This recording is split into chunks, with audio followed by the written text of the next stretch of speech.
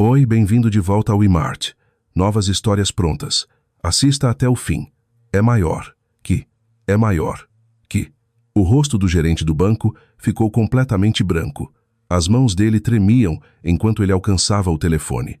Tranque as portas da frente, disse ele à assistente, e chame a polícia agora. Ele olhou para mim como se eu tivesse acabado de lhe entregar uma granada sem pino, em vez da velha caderneta de poupança do meu falecido avô. A mesma caderneta que minha mãe jogou no lixo ontem mesmo, chamando de velharia inútil que deveria ter sido enterrada com ele. Ela tinha tanta certeza de que aquilo não valia nada. Acontece que alguns segredos se recusam a ficar no túmulo, e alguns deles têm dentes. Mas estou me adiantando. Deixe-me começar do começo. Meu nome é Daniela Grossi. Tenho 31 anos, e até aquela manhã achava que a parte mais emocionante da minha semana seria brigar com o síndico sobre a infiltração no meu apartamento. Trabalho como assistente jurídica em um pequeno escritório de advocacia no centro de São Paulo. Não é glamouroso, o salário é modesto. Meu carro é um popular com 12 anos de uso que faz um barulho de liquidificador engasgado toda vez que viro à esquerda. Mas sou boa no que faço porque observo as coisas. Eu faço perguntas. Não largo o osso até encontrar respostas. Minha família sempre considerou isso uma falha de caráter. O funeral foi numa terça-feira. Meu avô, Eugênio Grossi, faleceu aos 89 anos. Ele morava em um sítio modesto a cerca de 2 horas da capital. Aquele tipo de lugar com uma varanda enorme e campos que se estendiam até o horizonte. Todos presumiam que ele não tinha nada. Apenas um velho numa casa velha, vivendo seus últimos anos em simplicidade silenciosa. Era exatamente nisso que minha mãe queria que todos acreditassem. O velório foi pequeno, eficiente e frio. Exatamente o estilo da Miriam. Minha mãe sempre acreditou que demonstrar emoção é uma forma de fraqueza, e funerais não são exceção. Ela organizou tudo como se fosse um evento corporativo. 30 minutos para a cerimônia, 45 minutos para o café, e depois, todos para casa, sem permanência, sem lágrimas desnecessárias. O buffet era de um lugar que claramente acreditava que maionese barata era o segredo da alta gastronomia. Minha avó teria levantado do túmulo só para reclamar das empadinhas frias. Ela tinha padrões. Miriam não tem. Meu irmão Wagner apareceu com 40 minutos de atraso, num terno que custava mais que o meu carro. Disse que estava difícil estacionar. O sítio tem um terreiro de cascalho do tamanho de um campo de futebol. Mas claro, Wagner, o estacionamento, ele mal parecia triste. Por outro lado, Wagner nunca foi muito bom com emoções que não o beneficiassem diretamente. Abraçou nossa mãe, apertou algumas mãos e passou a maior parte do tempo checando o celular, provavelmente monitorando seus investimentos na bolsa. Wagner adora falar sobre seus investimentos. Fiquei num canto observando minha família encenar o luto como uma peça de teatro, e pensei no meu avô. Eugênio Grossi foi contador por 40 anos. Os números eram sua linguagem. Ele podia olhar para uma planilha e ver histórias que outras pessoas perdiam. Ele também era jogador de xadrez, e dos bons. Ensinou-me a jogar quando eu tinha 7 anos, sentados naquela varanda com um tabuleiro entre nós e uma jarra de suco de limão, suando no calor do interior. Ele costumava dizer que o xadrez não era sobre as peças que você capturava, era sobre as posições que você criava, as armadilhas que montava, a paciência para esperar o oponente cometer um erro. Seu ditado favorito era este: a verdade é paciente. Ela pode esperar mais do que qualquer mentira. Nunca entendi o que ele queria dizer com isso. Não até agora. 2 semanas antes de morrer, visitei-o no sítio. Ele estava fraco. Seu corpo estava falhando, mas seus olhos estavam afiados, focados, vivos. Ele agarrou minha mão com uma força surpreendente e me puxou para perto. Sua voz era apenas um sussurro, mas cada palavra era deliberada. A caderneta, disse ele. No meu escritório. O livro de xadrez. Só você, Daniela. Prometa-me. Eu prometi. Não entendi, mas prometi.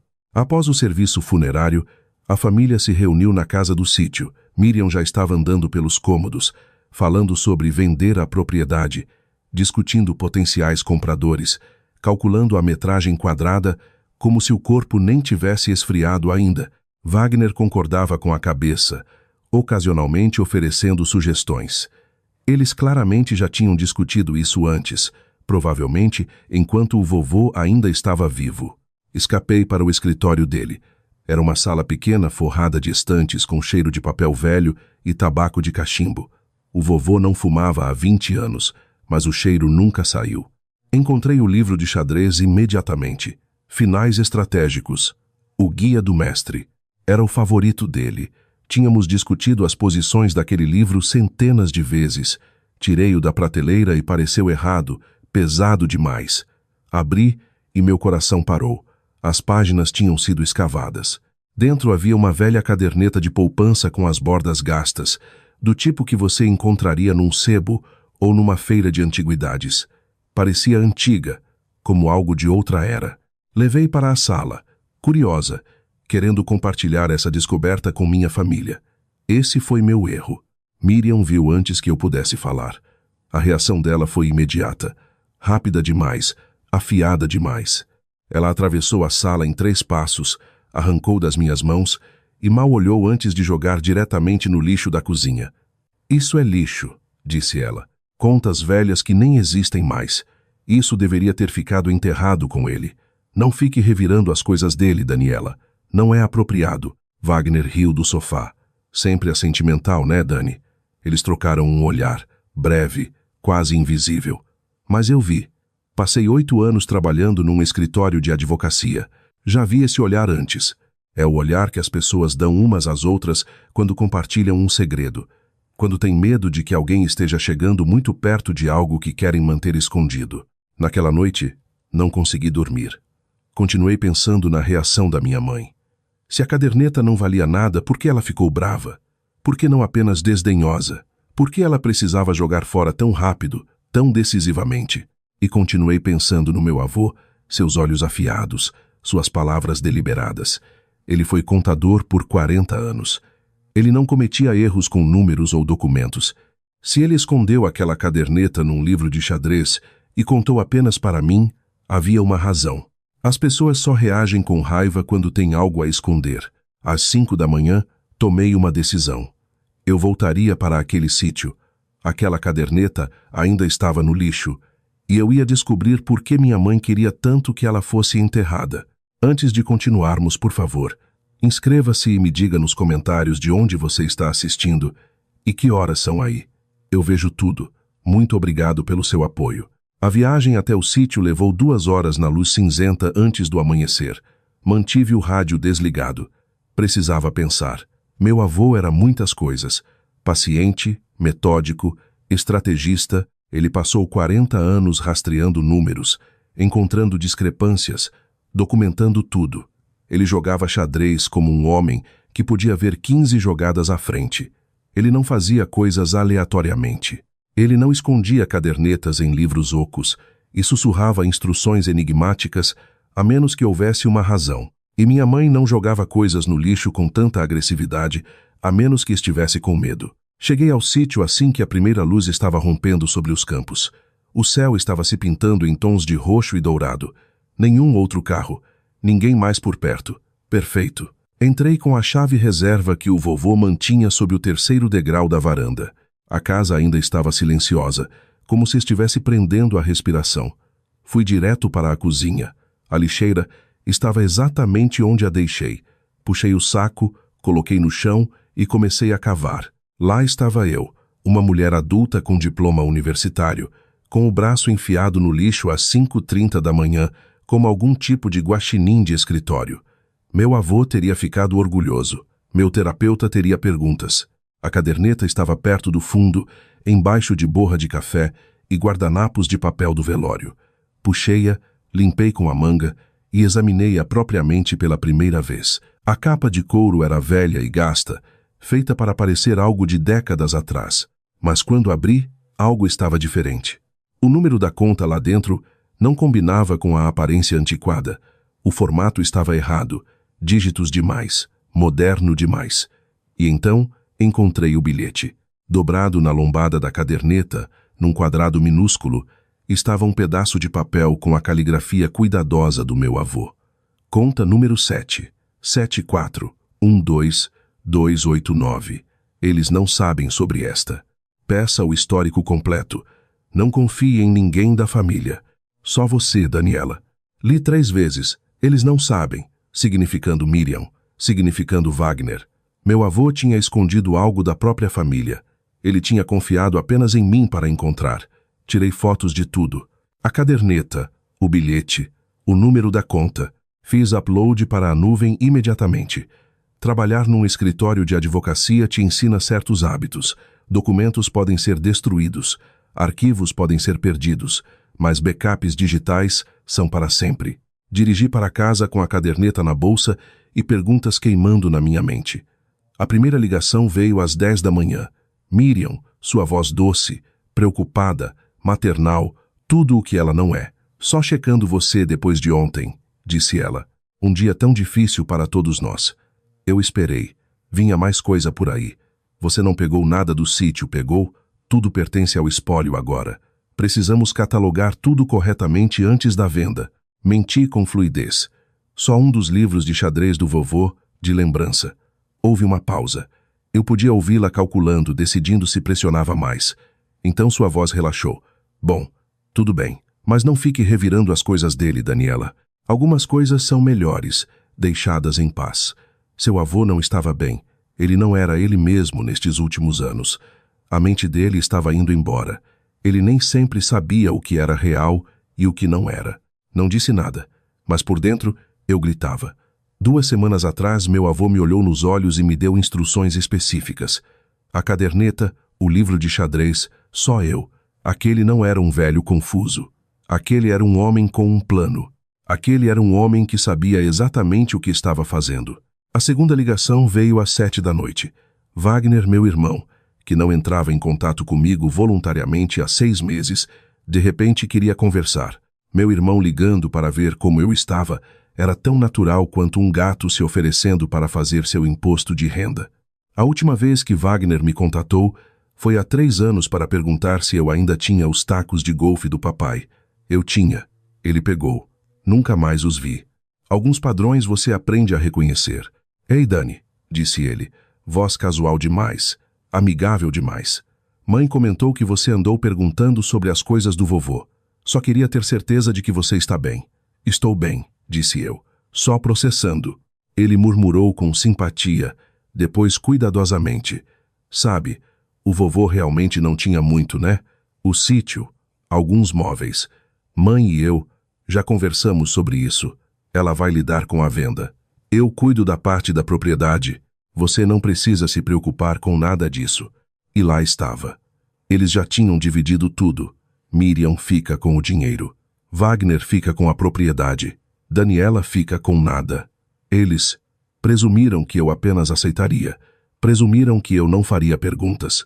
Suas palavras de despedida. Apenas deixe para lá, Dani. Você sabe como a mãe fica. Não vale a briga. Depois de desligar, sentei no meu apartamento e pensei no timing. Miriam ligou às 10. Wagner ligou às 19. 9 horas de diferença.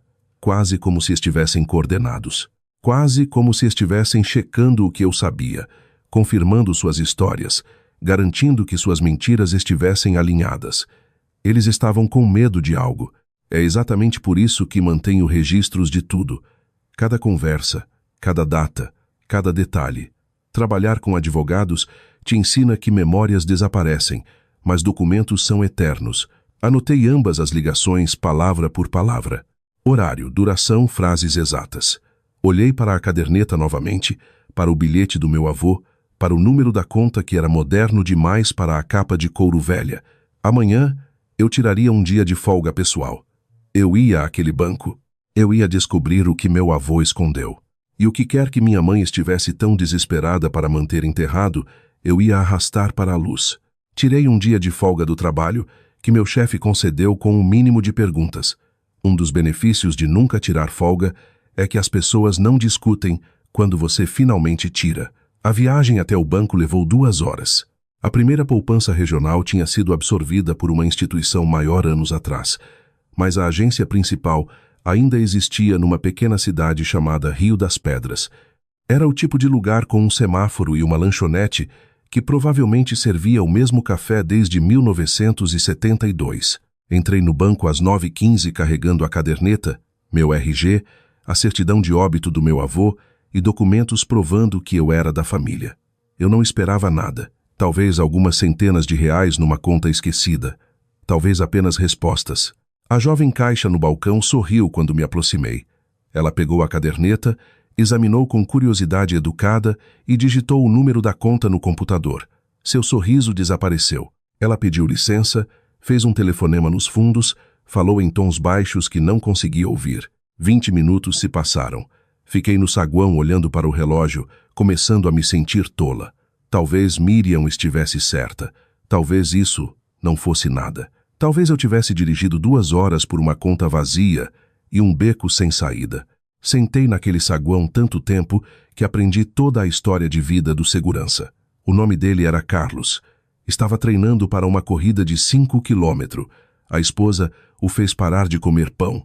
Nunca vi um homem parecer tão triste estando a 1 metro de uma cesta de balas de cortesia. Então um homem num terno caro apareceu, alto, grisalho nas têmporas, com aquele tipo de rosto que era profissionalmente neutro. Apresentou-se como Teodoro Caldeira, gerente regional. Pediu-me para ir ao seu escritório privado. Suas mãos estavam levemente instáveis quando pegou a caderneta de mim. Ele a examinou como se pudesse explodir. Então sentou-se pesadamente em sua cadeira de couro e soltou um longo suspiro. Senhorita Grossi, disse ele cuidadosamente, esta conta está sinalizada em nosso sistema. Senti meu estômago cair. Sinalizada? Essa palavra nunca significa coisa boa. Mas ele continuou. Não por causa de nada que você tenha feito. Por causa de sua história, explicou. A conta não era de 1962, apesar do que a velha capa da caderneta sugeria. Foi aberta em 2010. Meu avô tinha usado deliberadamente a capa antiga para disfarçar ela, para esconder ela. A conta era uma aplicação de investimento com juros compostos. Estava intocada há 14 anos. O saldo atual era... Ele escreveu um número num pedaço de papel e deslizou pela mesa. R. 2.147.832,00. Quando vi aquele número, fiz um som que só posso descrever como o que acontece quando você senta acidentalmente num gato. Parte suspiro, parte guincho, parte necessidade desesperada de deitar. O gerente do banco me ofereceu água. Eu precisava de algo mais forte. 2 milhões de reais. Meu avô, que todos pensavam não ter nada, que vivia num sítio modesto e usava os mesmos 3 suéteres por 20 anos, tinha 2 milhões escondidos numa conta que ninguém conhecia. Mas Teodoro Caldeira não estava celebrando comigo. O rosto dele estava ficando mais preocupado, não menos. Há outra coisa, disse ele. Em 2015, alguém tentou acessar esta conta. Tinham documentos de procuração de Eugênio Grossi. Tinham o que parecia ser a assinatura dele autorizando a transferência. Mas nosso sistema de verificação sinalizou inconsistências nos documentos. As assinaturas não batiam com nossos registros. O acesso foi negado e a tentativa foi registrada em nosso sistema de segurança. Minha boca estava seca. Quem? Perguntei, já sabendo a resposta. Caldeira olhou para seus papéis. A pessoa que tentou o acesso estava listada como Miriam Grossi. Ele pausou. É parente sua? Minha mãe. Minha mãe tentou roubar esse dinheiro há 9 anos. Ela falhou, mas tentou. Caldeira fez mais ligações. Mais pessoas chegaram. Uma mulher da divisão de segurança, um homem do jurídico. Puxaram registros de seus arquivos e de outros bancos onde meu avô tinha contas. O quadro que emergiu foi devastador. Meu avô tinha dinheiro. Dinheiro significativo. Uma herança de seus próprios pais de 1995, cuidadosamente investida e multiplicada ao longo dos anos. Em 2009, quando meu pai morreu e Miriam se tornou a cuidadora do vovô, ele havia acumulado mais de R$1 milhão em várias contas. Miriam as encontrou, e ao longo de 5 anos, de 2010 a 2015, ela as drenou transferência por transferência, saque por saque, usando documentos de procuração e assinaturas que pareciam autênticas, mas não eram. Ela roubou aproximadamente R$5 milhões do meu avô. Mas Eugênio era contador, ele percebeu. Ele não podia para lá legalmente porque ela havia convencido a justiça de que ele era mentalmente incapaz. Ele não podia ir à polícia porque ninguém acreditaria num velho confuso contra sua nora dedicada. Ele estava encurralado. Então, ele fez a única coisa que podia fazer. Ele escondeu o que restava. Em 2010, quando percebeu o que estava acontecendo, abriu secretamente esta conta, transferiu 1 milhão para ela, usou a capa velha da caderneta para disfarçar, não contou a ninguém. Esta conta era seu bote salva-vidas, sua apólice de seguro, sua jogada final num jogo de xadrez contra uma mulher que tinha roubado tudo dele. Caldeira olhou para mim com algo parecido com respeito. Há mais uma coisa que você deve saber, disse ele. Em 2019, seu avô registrou uma queixa formal em nosso departamento de fraudes. Ele alegou que sua nora estava roubando dele. Ele disse que ninguém acreditaria nele porque tinha sido declarado mentalmente incapaz. Ele pausou. Não podíamos prosseguir sem a documentação original da conta, sem prova de que ele tinha bens que ela não deveria acessar. Sem isto, ele segurou a caderneta. Seu avô estava tentando provar que estava sendo roubado. E agora você acabou de nos trazer a evidência que ele não pôde fornecer enquanto estava vivo.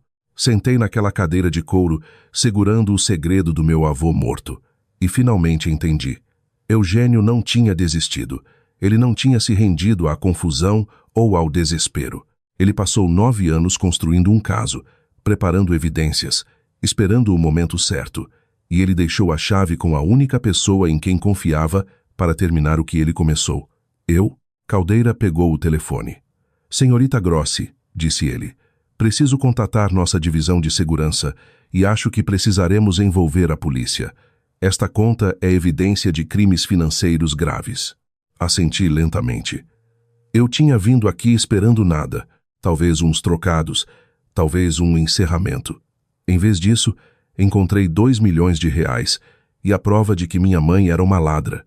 E em algum lugar, eu tinha certeza absoluta de que meu avô estava sorrindo. Se você ainda está comigo nesta jornada, só quero dizer obrigado do fundo do coração.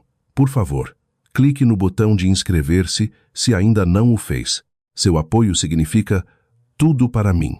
E prometo que a melhor parte desta história ainda está por vir. A polícia chegou ao banco em 2 horas após a ligação de Teodoro Caldeira. 2 investigadores da Divisão de Crimes Financeiros, ambos carregando cadernos e o tipo de expressão que sugeria que já tinham visto isso antes.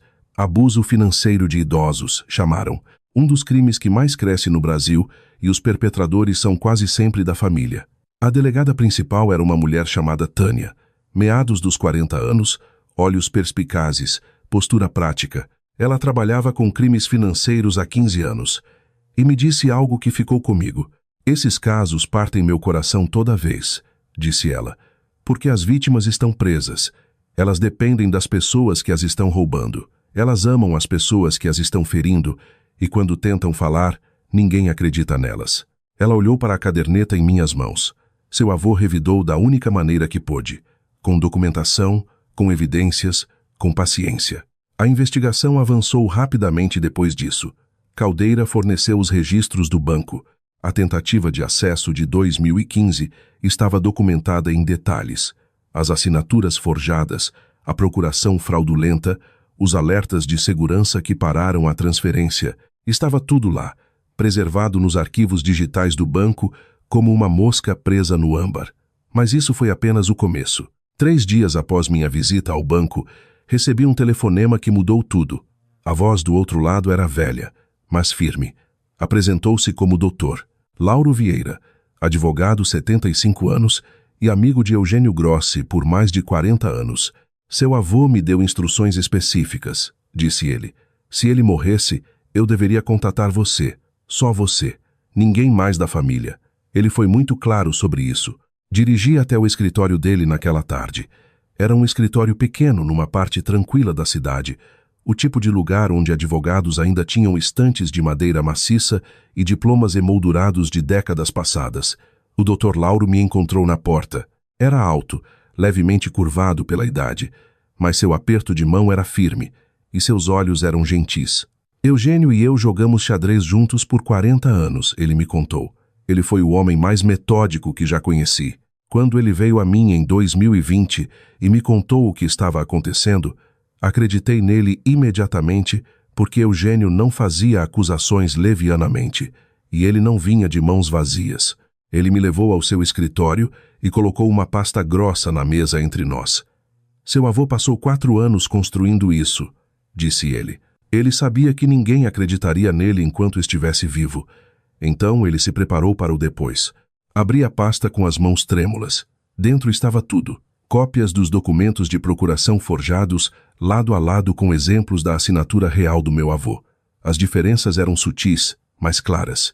Uma vez que você sabia o que procurar, os laços eram perfeitos demais. A pressão era uniforme demais.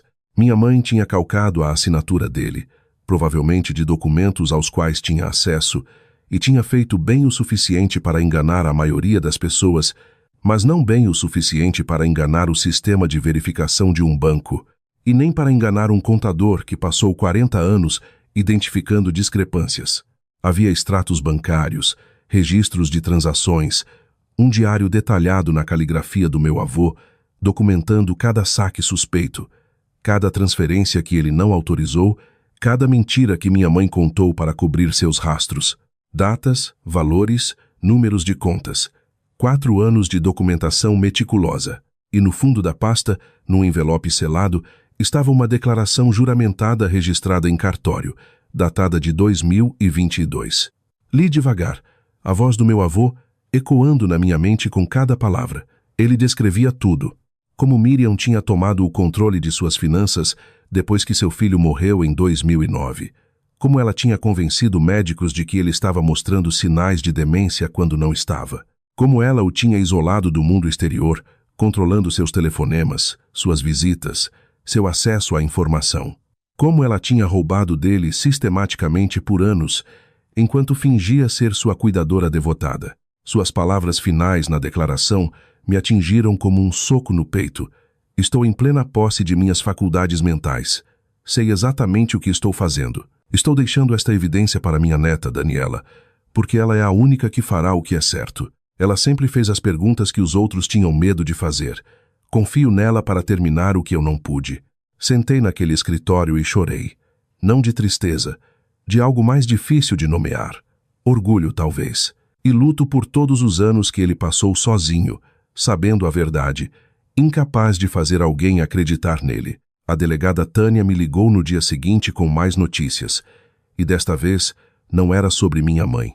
Estivemos rastreando o caminho do dinheiro, disse ela, para onde os fundos roubados foram depois que saíram das contas do seu avô. E encontramos algo interessante sobre seu irmão, Wagner. O menino de ouro Wagner, com seus ternos caros e seu portfólio de investimentos, e sua certeza arrogante de que era melhor que todos. Ele não apenas recebeu dinheiro de sua mãe, continuou Tânia. Ele criou uma empresa de fachada, a Garrett Holdings Ltda, registrada usando o nome do meio dele. Mais de 600 mil reais foram lavados através dessa empresa ao longo de 5 anos. Ele não foi um beneficiário inocente, senhorita Grossi. Ele foi um participante ativo no esquema. Meu irmão, que tinha me ligado para dizer para eu deixar para lá. Meu irmão, que tinha rido de mim por ser sentimental. Meu irmão tinha ajudado minha mãe a roubar nosso avô e tinha construído todo o seu estilo de vida com os lucros. Sua casa, seu carro, seus investimentos. Tudo era dinheiro roubado escondido atrás de papelada corporativa e mentiras familiares. Mas as revelações não tinham acabado. A equipe da Tânia puxou a ficha de todos os envolvidos.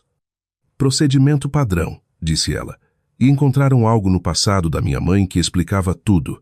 Em 2002, a própria mãe de Miriam havia falecido. A mulher tinha aproximadamente 200 mil reais em economias. Quando o inventário foi concluído, não havia quase nada sobrando. Outros membros da família suspeitaram de algo na época, mas não puderam provar. O dinheiro simplesmente desapareceu. Minha mãe tinha feito isso antes com a própria mãe, 20 anos antes de fazer com o Eugênio. E meu avô sabia. Era por isso que ele nunca confiou nela. Era por isso que ele tinha sido tão cuidadoso, tão metódico, tão preparado. Ele tinha visto o padrão dela. Ele sabia do que ela era capaz. E ele passou seus últimos anos garantindo que ela não se safaria uma segunda vez. A delegada Tânia pediu que eu cooperasse totalmente com a investigação, o que significava ficar quieta, não avisar minha mãe, não confrontar meu irmão, comparecer aos almoços de família e fingir que tudo estava normal enquanto o caso era construído ao redor deles. 2 semanas de mentiras. 2 semanas sentada em frente às pessoas que tinham roubado meu avô, sorrido no funeral dele e dividido seus bens como urubus bicando uma carcaça. O almoço de domingo na casa da minha mãe foi uma tortura. O frango da minha mãe sempre foi um crime culinário, seco e sem gosto. Mas naquela noite pareceu apropriado. Lá estava eu, engolindo a seco a evidência de mau gosto enquanto sentava em frente a uma mulher que tinha feito do mau caratismo sua carreira inteira. Miriam falava sobre a venda do sítio. Tinha encontrado um comprador, bom preço, fechamento rápido. Wagner concordava. Mencionou uma nova oportunidade de investimento com a qual estava empolgado. Eles estavam tão confiantes, tão certos, de que tinham se safado de tudo. Depois do jantar, Miriam me puxou de lado. Sua voz era suave, preocupada, a performance de uma vida. Sei que nem sempre concordamos, disse ela, mas somos família. Seu avô ia querer que ficássemos unidos, que apoiássemos uns aos outros. Mantive meu rosto neutro. Claro, mãe. Família em primeiro lugar. Por 2 semanas, tive que fingir que não sabia que minha mãe era essencialmente uma criminosa de colarinho branco. Toda vez que ela ligava para reclamar do gramado do vizinho ou do preço da carne no mercado, eu queria dizer, sabe o que mais é caro, mãe? Advogado criminalista. Mas esperei, documentei, confiei no processo. Meu avô me ensinou xadrez quando eu tinha 7 anos. Sua lição favorita. A melhor jogada nem sempre é a óbvia. Às vezes você sacrifica uma peça para ganhar o jogo. Ele tinha sacrificado seus últimos anos montando essa armadilha. Ele sabia que não veria ela disparar, mas sabia que eu veria. A ligação veio numa quinta-feira de manhã. A voz da delegada Tânia estava calma e profissional. Senhorita Grossi, vamos executar os mandados hoje. As prisões serão simultâneas. Achei que você gostaria de saber. Agradeci. Desliguei e sentei em silêncio por um longo momento. Minha mãe estava prestes a perder tudo. Meu irmão estava prestes a aprender que a traição tem um preço, e a paciência do meu avô estava finalmente prestes a valer a pena. As prisões aconteceram às 7 da manhã, coordenadas ao minuto, sem aviso, sem oportunidade para contatarem um ao outro, combinarem histórias ou destruírem evidências. A delegada Tânia tinha planejado perfeitamente. Eu não estava lá, mas Tânia me contou os detalhes depois, e tenho que admitir, houve uma certa satisfação em ouvi-los. Minha mãe atendeu a porta, ainda de roupão, xícara de café na mão. Ela viu os distintivos e os uniformes, e por apenas um momento, sua máscara caiu. Imagino que ela parecia uma mulher assistindo seu mundo inteiro desabar em câmera lenta. A delegada apresentou o mandado. Leu as acusações. Estelionato, falsificação ideológica, apropriação indébita de bens de idoso, furto. Minha mãe tentou uma última manipulação. Sua voz estava firme, razoável, a voz de uma mulher que tinha conversado para sair de problemas a vida inteira. Isso é um engano, disse ela. Meu sogro não estava bem da cabeça, ele não sabia o que dizia. Eu estava tentando protegê-lo. Tânia não ficou impressionada. Senhora, temos 4 anos de evidências documentadas, uma declaração registrada em cartório do seu sogro, testemunhada por um advogado, registros bancários da sua tentativa de acesso a uma conta que você nem sabia que existia e um rastro de papel mostrando exatamente para onde o dinheiro foi. Isso não é um engano, isso são consequências. Minha mãe foi algemada e levada para a viatura, sem gritos, sem cena dramática. Apenas a morte silenciosa de uma mentira que durou 15 anos. Do outro lado da cidade, no mesmo momento, meu irmão estava em seu escritório. Estava numa reunião com clientes quando os policiais entraram. Ouvi dizer que ele ficou completamente pálido. Tentou explicar que devia haver alguma confusão. Tentou mencionar seu advogado. Os policiais não estavam interessados em negociação. Wagner foi algemado na frente de seus colegas. Sua reputação morreu naquele momento. O que quer que ele tivesse construído, Qualquer imagem de sucesso que tivesse cultivado, acabou. Você não se recupera de ser preso por lavagem de dinheiro na sua própria sala de reuniões. O caso correu pelos tribunais nos meses seguintes. Compareci a algumas audiências. Vi as evidências se acumularem. Vi a expressão confiante da minha mãe desmoronar lentamente conforme o escopo do caso da promotoria ficava claro. O advogado dela tentou de tudo. Alegou que Eugênio era mentalmente incapaz. Então sua declaração era inválida. A promotoria trouxe 3 médicos que examinaram meu avô ao longo dos anos. Todos os 3 testificaram que Eugênio não mostrava sinais de demência. Ele era lúcido, coerente, consciente. A decisão de incapacidade anterior, explicaram, tinha sido baseada em informações falsas fornecidas pela própria Miriam. Ela convenceu a justiça de que seu sogro estava perdendo a cabeça para que ninguém acreditasse quando ele dissesse que ela estava roubando. O juiz não foi simpático. O advogado do Wagner tentou uma abordagem diferente. Veio a mim em particular com uma oferta. Wagner testemunharia contra nossa mãe em troca de uma pena reduzida. Alegou que tinha sido manipulado, que não sabia a extensão total do que estava acontecendo, que era uma vítima também. O advogado entregou a mensagem de Wagner cuidadosamente. Seu irmão diz que quer consertar as coisas. Ele está disposto a cooperar totalmente. Pensei sobre isso por exatamente 3 segundos. Diga ao meu irmão que nosso avô me ensinou xadrez, eu disse. E no xadrez, você não negocia com peões. Não importava. De qualquer forma, os promotores não estavam interessados na cooperação de Wagner. A empresa de fachada provava que ele não era um receptor passivo da generosidade familiar. Ele criou estruturas corporativas para esconder dinheiro roubado. Ele assinou documentos. Ele fez transferências. Ele sabia exatamente de onde o dinheiro vinha e ajudou a esconder, sem acordo, acusações totais. A audiência de sentença foi num dia frio de fevereiro, 3 meses após as prisões. Tribunal Federal, paredes revestidas de madeira, a bandeira do Brasil atrás da bancada do juiz. Antes das sentenças serem lidas, o promotor pediu para apresentar uma declaração da vítima, de Eugênio. O tribunal ficou em silêncio, enquanto ele lia as palavras em voz alta. Minha nora roubou meu dinheiro e minha dignidade. Ela convenceu o mundo de que eu estava perdendo a cabeça enquanto esvaziava minhas economias de uma vida. Ninguém acreditou em mim, mas não estou confuso. Sei exatamente o que está sendo feito comigo e estou deixando um registro para que um dia a verdade venha à tona. Olhei para o rosto da minha mãe enquanto aquelas palavras enchiam a sala. Ela olhava para frente, inexpressiva, mas suas mãos tremiam. Wagner não encontrava meus olhos. Ele parecia menor, de alguma forma diminuído. O irmão confiante e bem-sucedido que sempre me olhou de cima tinha desaparecido.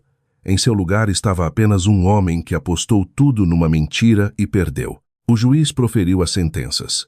Miriam Grossi, 7 anos de prisão em regime fechado, sem possibilidade de progressão inicial. Restituição total, ordenada. Tudo o que ela possuía seria liquidado e devolvido ao espólio. Wagner Grossi, 3 anos de prisão. Condenação criminal que o seguiria pelo resto da vida.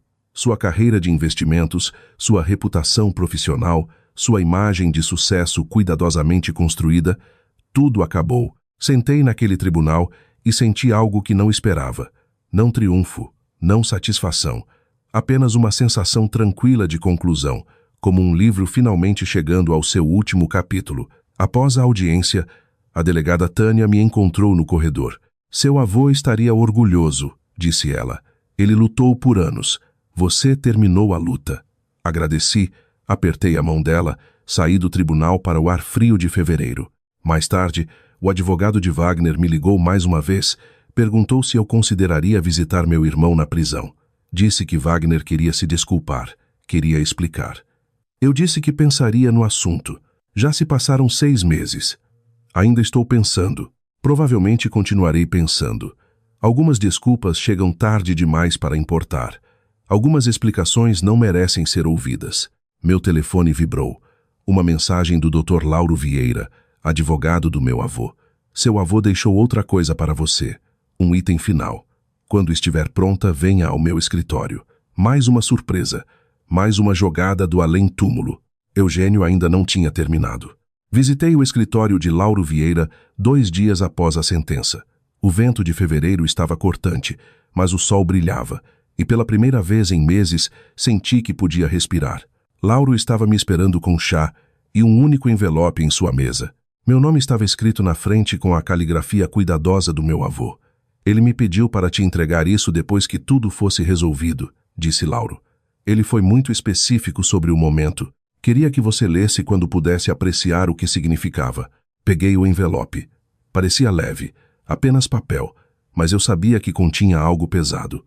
Antes de eu abrir, Lauro explicou o resultado legal. Os dois, R$1 milhão na conta escondida, eram agora meus.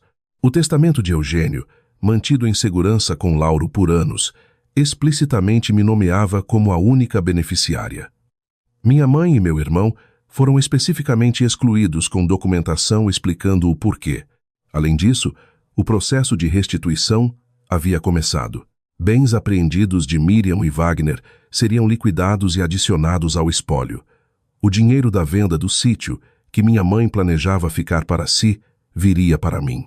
A herança total, uma vez que tudo fosse processado, seria de aproximadamente R$5 milhões. Assenti, mas o dinheiro parecia abstrato, distante. O que eu realmente queria estava naquele envelope. Abri com cuidado. Dentro havia 2 páginas cobertas frente e verso na letra do meu avô. A carta estava datada de 1 mês antes de sua morte. Minha querida Daniela, começava. Se você está lendo isto, então encontrou a caderneta. Você seguiu a trilha. Você fez o que eu sabia que faria. Quero que entenda por que escolhi você. Seu irmão sempre foi filho da mãe dele. Eu o vi crescer, aprendendo os valores dela, pegando atalhos, acreditando que os fins justificam os meios. Esperei que ele mudasse, mas esperança não é uma estratégia. Um contador sabe que não se deve confiar na esperança. Sua mãe nunca me amou. Ela amava o que eu representava. Segurança, respeitabilidade, acesso a recursos que ela podia controlar. Quando seu pai morreu, Deus o tenha, ela viu uma oportunidade. Um velho com dinheiro e ninguém para protegê-lo. Ela achou que eu era um alvo fácil. Ela estava errada. Eu sabia o que ela estava fazendo quase desde o começo. Sou contador, Daniela. Passei 40 anos rastreando números, encontrando discrepâncias, identificando fraudes. Ela realmente achou que eu não notaria meu próprio dinheiro desaparecendo? Mas eu estava preso. Ela tinha a autoridade legal. Ela convenceu a todos que eu estava perdendo a cabeça. Cada vez que tentei revidar, ela apertou o cerco. Cada vez que tentei falar, ela me silenciou. Então, fiz o que faço de melhor. Documentei. Preparei. Esperei. A verdade é paciente, Daniela. Ela pode esperar mais do que qualquer mentira. Escondi o que pude. Construí as provas. Deixei instruções com o Lauro. E confiei em você para terminar o que comecei. Você sempre foi diferente do resto deles. Você me visitava porque queria, não porque esperava algo. Você jogava xadrez comigo pelo jogo, não pela herança. Você fazia perguntas que deixavam sua mãe desconfortável. Você nunca aceitou respostas fáceis. É por isso que escolhi você. Porque eu sabia que quando você encontrasse a caderneta, não pararia até encontrar a verdade. E eu sabia que quando encontrasse a verdade, faria o que é certo. Desculpe pelo fardo que deixei para você. Desculpe por ter que ser você a expor sua própria família. Sei que não será fácil. Sei que haverá dor.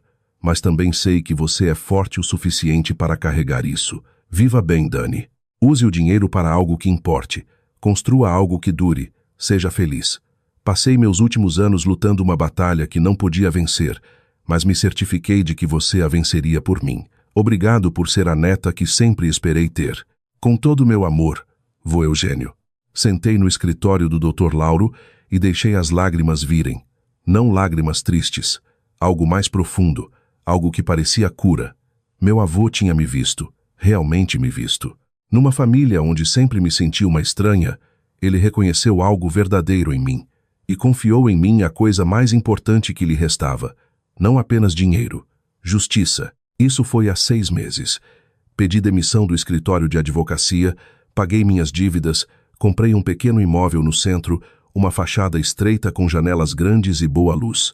Abri uma livraria. Aquele tipo de lugar com poltronas confortáveis, cheiro de café e prateleiras cheias de histórias esperando para serem descobertas. Chamei de páginas do Grossi, o que meu avô teria achado hilário. Ele sempre apreciou um bom trocadilho. No canto dos fundos há uma mesa de xadrez, 2 cadeiras, um tabuleiro com as peças montadas e prontas. Às vezes os clientes sentam e jogam.